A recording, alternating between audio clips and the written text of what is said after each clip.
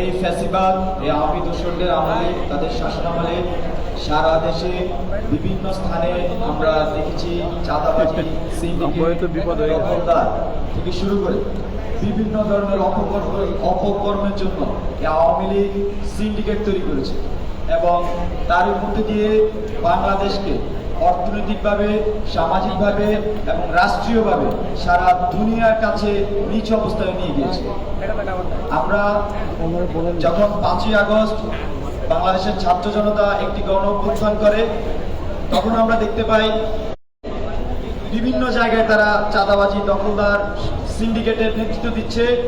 কোথাও কোথাও দেখা যাচ্ছে মাথা চেঞ্জ হয়েছে কিন্তু সিস্টেম একই রয়ে গিয়েছে।